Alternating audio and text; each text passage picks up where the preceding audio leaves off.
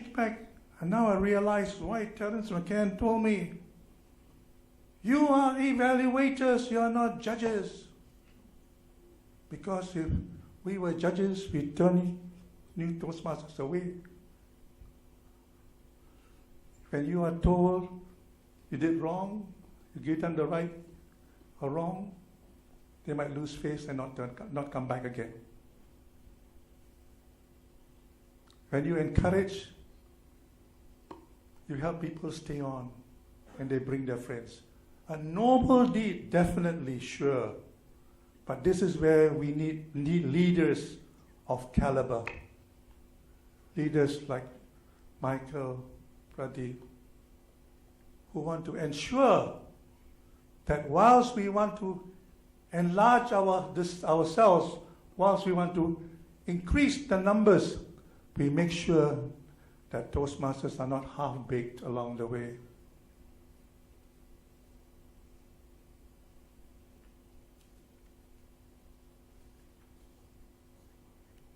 The trouble is, encouragement without holding back, without stopping you, can be very easy.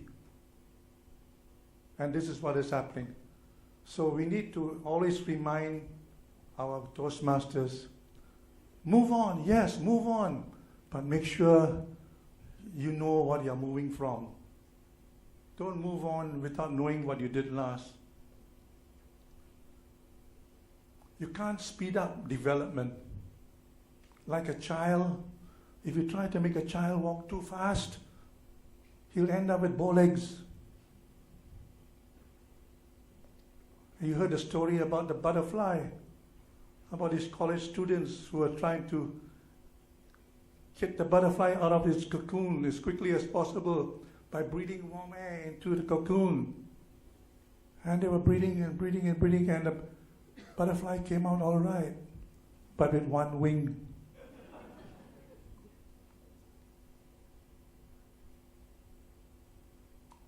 Now we see a change from CTM to CC in our designations. John Lau came to my club last year sometime, and he said, you joined Toastmasters to be a competent communicator so that you can communicate better with your bosses, with your subordinates, with your peers, with your family, your husband, your wife, your loved ones. I stood up and I said, my wife is not a Toastmaster, but she can give me one look and she communicates everything she has to say in that one look. You don't have to learn to be a communicator per se, but you need to learn to be a speaker, to have a proper introduction, body, conclusion, etc. And that is done in Toastmasters if you follow it properly. We have the best manuals in the world. Make use of them. Don't bypass them in order to get that badge, in order to get that designation. Don't go fast, bang, bang, bang, become a DTM and then don't talk much.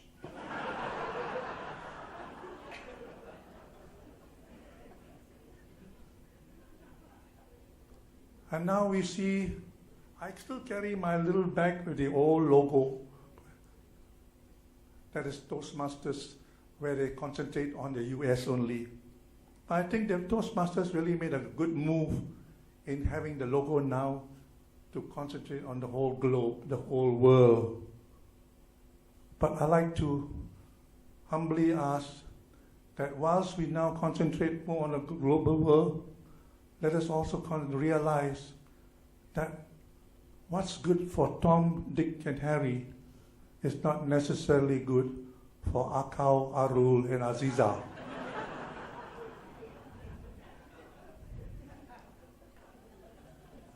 I don't know about Singapore, but my country, Malaysia, we are suffering.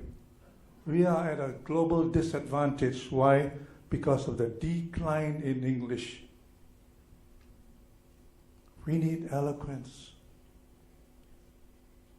One day our deputy minister came out in the papers and he said, I can't understand why students go through universities, spend 10, 12 years of learning and end up they still cannot talk English properly.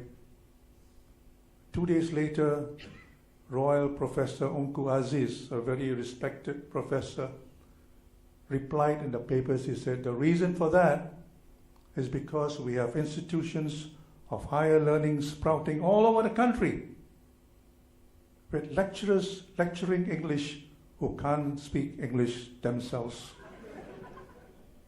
And then he came out with the 3 most powerful words I want to leave you with, and that is, quantity destroys quality. So whilst we are going, I'm afraid, in Toastmasters, whilst we are going for quantity, let's remember the quality to go along with it. It's not easy because as a leader, you're forced, you're pressured to get the numbers, and at the same time, please think of the Toastmaster individual who needs proper development.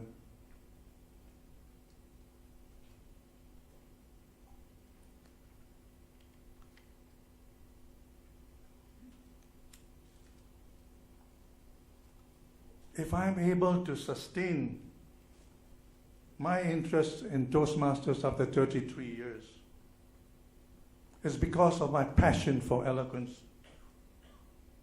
The passion to be an eloquent speaker. Some people ask me, you have written 2 books, now on the 3rd book. What kind of qualification does one need to do that? And they ask me, what university are you from? Foreign or local? I said, you guess. They said, foreign. I said, no. I said, local. I said, no. I came from the University of Hard Knocks, the University of Toastmasters. That's what you can do for you.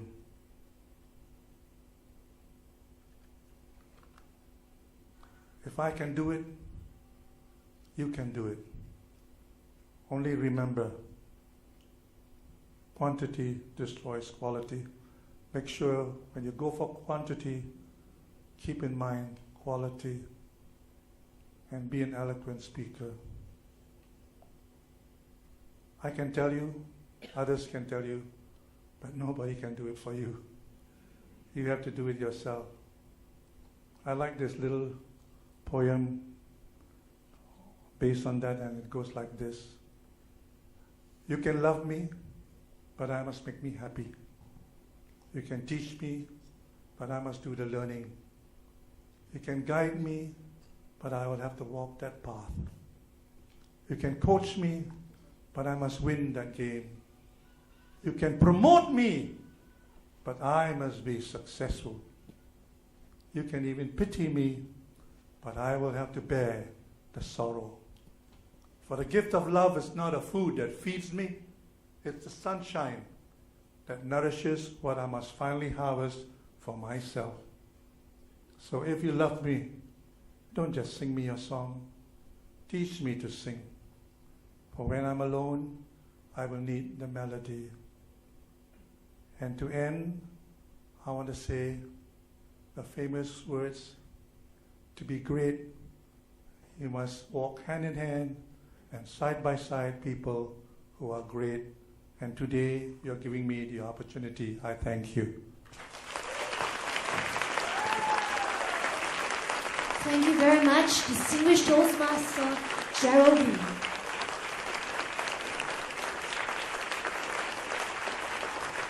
Truly a man of wisdom and substance.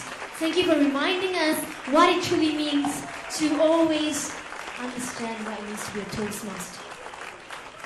We'd now like to invite our District 80 Governor, my distinguished Toastmaster Michael Rodriguez, to present our greatest token of appreciation to Distinguished Toastmaster Gerald Green.